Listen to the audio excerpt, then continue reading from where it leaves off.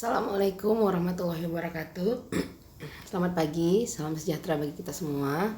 Jumpa lagi di video pembelajaran kita hari ini dengan saya Ibu Alvina Sari Harahap di pembelajaran daring kita di kelas 4 pada hari Senin 15 Februari 2021. Anak Ibu, hari ini kita masih di tema 7.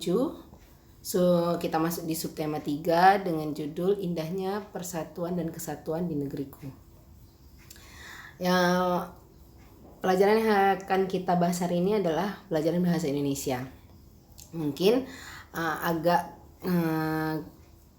tidak menggunakan buku ya nak hari ini karena ada beberapa catatan yang ingin Ibu sampaikan dan saya harapkan kau bisa mencatatnya dengan sangat baik. Nah, di sini ada beberapa pengertian yang akan saya jelaskan untuk pemahamanmu memahami pelajaran yang akan dihadapi di pelajaran selanjutnya. Nah, di situ ada 7 pembahasan ya.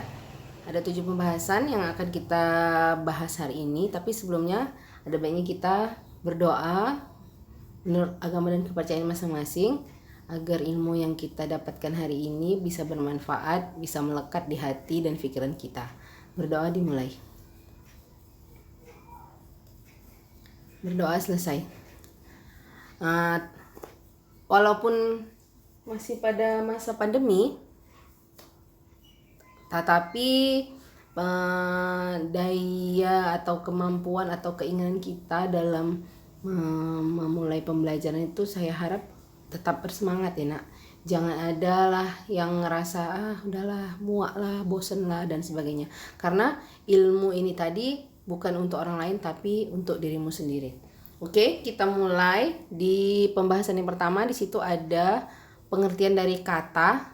Kita sering dengar ya, cari nak kata dari sebuah pembacaan gitu. Sementara kadang-kadang kita nggak ngerti apa sih yang dimaksud dengan kata. Nah, di situ saya beri penjelasan bahwa kata adalah bahasa yang mempunyai arti atau pengertian. Jadi kalau nanti disuruh mencari sebuah kata, kamu sudah bisa paham apa yang akan kamu cari. Ternyata kata itu adalah bahasa yang mempunyai arti atau pengertian. Yang kedua ada namanya kata dasar ya. Kata dasar itu adalah bahasa terkecil yang mempunyai arti. Jadi ketika kita mencari sebuah kata dasar, berarti dia biasanya itu terdiri dari beberapa huruf. Ya, hanya terdiri dari beberapa huruf yang mempunyai arti katanya. Contohnya aja misalnya baca. Apa artinya baca? Melakukan sebuah kegiatan untuk melihat atau memahami tulisan-tulisan dari sebuah buku ya gitu ya, kurang lebih seperti itu ya nak. Jadi kalau dikatakan kita cari situ apa itu artinya kata atau kata dasar adalah bahasa terkecil yang mempunyai arti. Lalu di situ ada penjelasan nomor 3 tentang imbuhan. Ya, kita sudah mulai masuk ke pembahasan imbuhan. Apa itu imbuhan? Bunyi yang ditambahkan pada kata.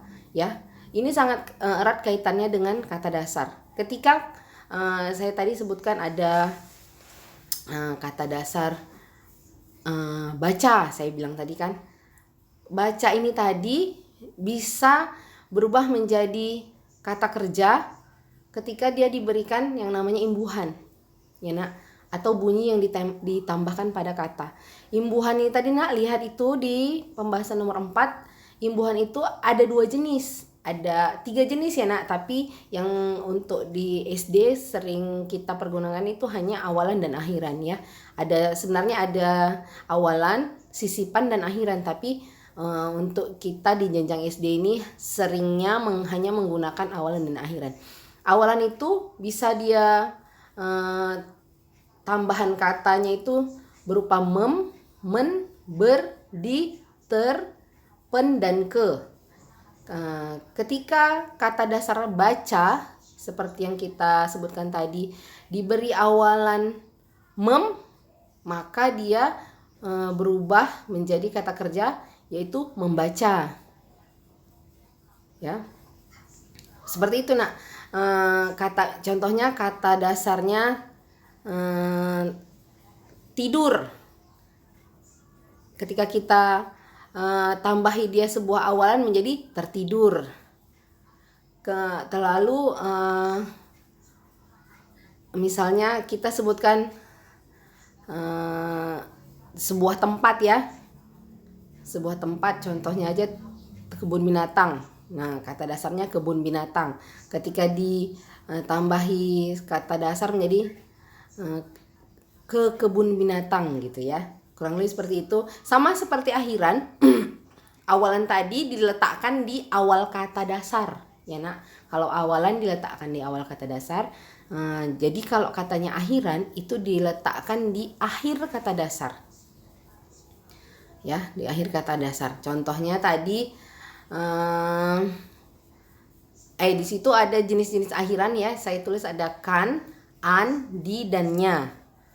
Jadi ketika sebuah kata dasar ditambahi akhiran, maka dia bunyi kata dasarnya tadi bisa berubah menjadi kata kerja yang lain ya, kata kerja yang lain.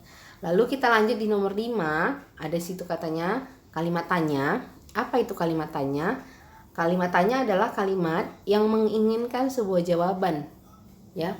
Jadi ketika kita melihat sebuah pertanyaan pada soal-soal yang ada di buku kita, artinya soal-soal tadi menginginkan sebuah jawaban. Jadi kalau dibalik, tugasnya dibalik, sering itu ya, udah mulai masuk kita ini ya. Ada tugas itu mengenai buatlah kalimat tanya yang jawabannya sebagai berikut.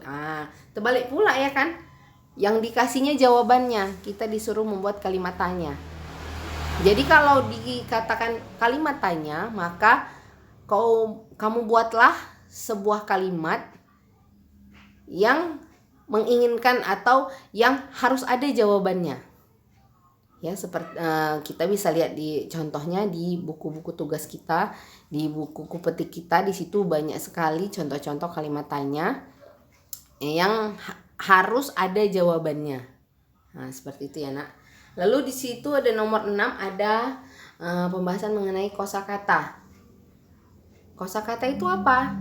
Kata-kata sulit yang dipahami seseorang berdasarkan kamus bahasa Indonesia. Ya, kita mulai juga situ ada teks-teks yang meminta kamu untuk mencari kata-kata sulit atau kata-kata yang tidak kamu pahami atau kata-kata yang jarang kita jumpai dalam percakapan kita sehari-hari. Yang seringnya kita lihat itu di teks atau di bacaan-bacaan yang ketika kamu membacanya kamu nggak ngerti itu artinya apa gitu ya kan. Nah, jadi itu dikatakan kosakata yang artinya bisa kamu lihat di kamus bahasa Indonesia atau bisa ditanyakan kepada orang-orang yang menurut kamu paham atau bisa memberikan pengertian yang sebenarnya mengenai arti dari kata-kata tersebut. Ya, jadi kalau katanya carilah kosakata dari teks yang ada pada cerita di bawah ini gitu.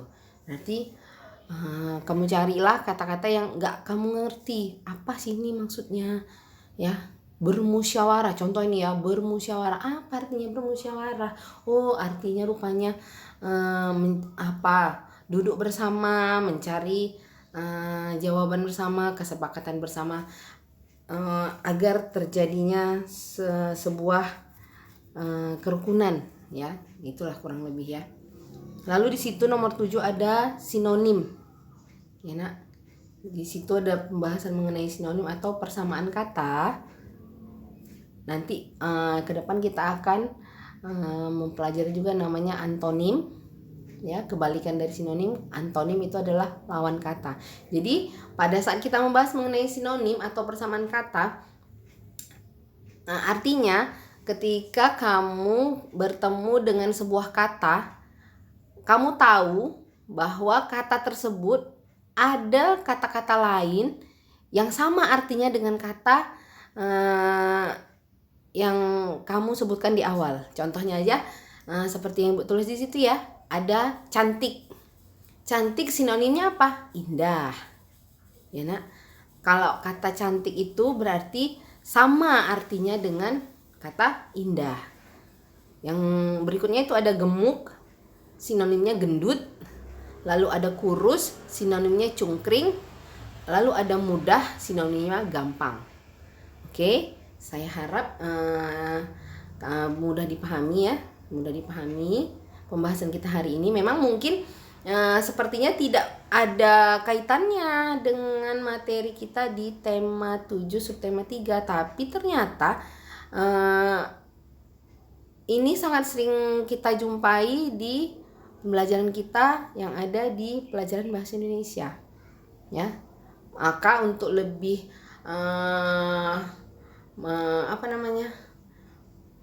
lebih memahami atau pembelajaran kita ini lebih bisa digunakan, lebih bisa bisa dilaksanakan lah ya dalam kehidupan kita sehari-hari. Itu lihat tugasnya di sebelah itu ya nak.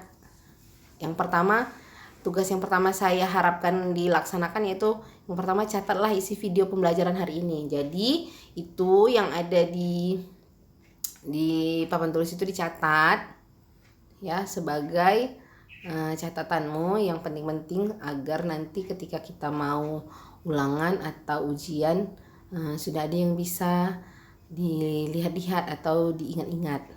Yang kedua ada tugas di Ayo Berlatih halaman 82 ya. Ayo Berlatih halaman 82, tabel yang atas di situ ya nak. Karena di situ ada 2 tabel, jadi kamu kerjakan tabel yang paling atas.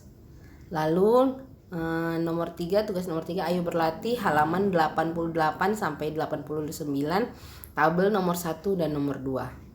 Nah, ini tugasnya sangat berkaitan dengan pembahasan kita dari nomor 1, 2, 3, 4, 5, 6, dan 7 ya. Ketika kamu paham apa yang kita bahas, materi yang saya berikan di nomor 1 sampai 7 tadi, maka kemungkinan besar kamu akan gampang mengerjakan tugas yang saya berikan di Ayo Berlatih. Saya harap bisa bermanfaat dalam pembelajaran kita hari ini. Lebih dan kurang saya mohon maaf. Saya akhiri dengan Assalamualaikum warahmatullahi wabarakatuh.